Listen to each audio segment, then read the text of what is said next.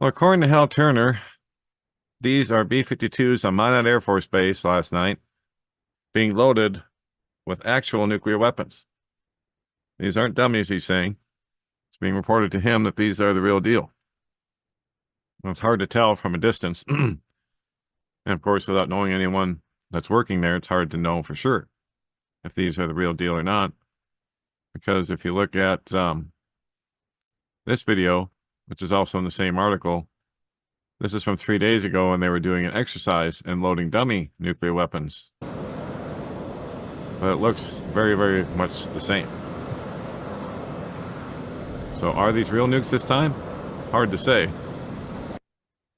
But if they are, then you have to ask yourself, why are they loading them? Well, they'd only do so if they believe the use of such weapons may be necessary. Is it for Israel and Iran? Russia, Ukraine? Both? We don't know. But either one could explode into some type of much larger, well, into World War III very quickly. I mean, we're already in World War III. It's just been through proxies and such so far. But it's going to start exploding everywhere soon. And speaking of war, we have Iran. I've got this analysis that I went through today from this Substack blog called Simplicus. And so I'll let you go through it on your own, but it's a really good breakdown on what they struck, what the Iranians struck inside of Israel, including the Israeli top secret intelligence spy base on Mount Hermon in the north of the occupied Golan. And he's got maps breaking down where they struck, how many got through. And of course, he also has video that you can watch as well. And a very good, like I said, it's just a very good analysis and breakdown of what they did, what they fired, more than likely fired anyway, and how effective they were, and how ineffective some of them were. But a lot of the analysis are saying, not just this one, but others, Scott Ritter's been all over the place in case you haven't noticed. But anyway, they're saying that Iran launched a lot of their older technology at Israel. And of course, they told the United States what was coming, basically, and when. Okay, we're going to launch drones first, and they're going to be the old slow ones, and blah, blah, blah.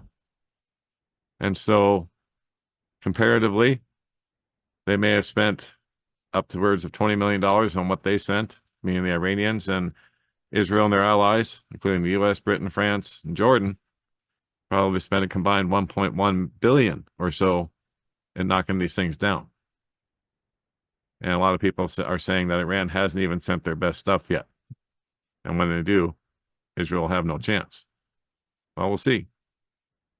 And that's what Richard Medhurst and others are saying too, that the Iranian strike on Israel was a massive success. But you go over here to Health Impact News, and you have other opinions.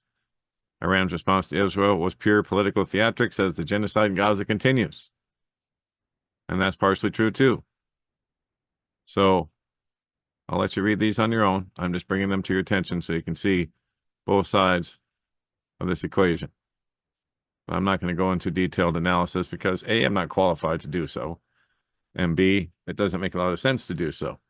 I'm just keeping my eyes on these things to see if there's any clues of something else coming down the road anytime soon to keep you guys aware of what may be coming. But as far as all these analysis and breakdowns, I'll just make you aware of them so that you can look at them yourselves and make your own analysis and breakdown. So now I have this article I put up yesterday in don'tspeaknews.com. The UK has been supplying weapons behind the Ukrainian terror and the Donbass. Yes, they have in the United States as well, but NATO in general has been supplying these weapons that have been behind these basically terror attacks in the Donbass. It says here, for Ukrainian attacks against the city of Lugansk to be successful, long-range weapons must be used because, of course, the Russians have cut off their short-range weapons. Considering the great distance between the capital and Kiev's artillery positions, in both the April 13th attack and the May 2023 bombing, neo-Nazi forces were able to hit targets in Lugansk because they used Western long-range weapons, the British Storm Shadow missiles. Those can reach 250 kilometers. The Storm Shadows were a point of dangerous escalation in this conflict. The UK became the first country to supply these long-range missiles to the neo-Nazi regime, which allowed Kiev to carry out operations against civilian areas on the borders. Reaching liberated cities in the Special Military Operations Zone, and even fully demilitarized regions in the undisputed territory of the Federation, Russia. In other words, under the excuse of increasing Ukraine's defense capabilities, the UK gave Kiev what the regime needed to target civilians outside the battlefield. And of course, the West is absolutely aware that as weapons are being used against civilian targets, Russian authorities regularly publish data proving the weapons supplied by NATO are behind the terrorist incursions in border regions. In the attack on the 13th, debris from at least 2 Storm Shadow missiles was collected and exposed by Russian forces, leaving no doubt about the weapons used to carry out the attack. As expected, the UK remained silent, refusing to condemn the misuse of its military aid, which is enough to consider connivance and even co-participation on the part of London in the Ukrainian crimes. I'll let you read the rest on your own. I think you got the gist of it right there. The UK and NATO are supplying these longer-range weapons that allow them to strike inside of these territories, including Russia itself, and they're doing nothing but killing civilians. It's just pure terror. And I can't believe that's what the West and NATO is supporting.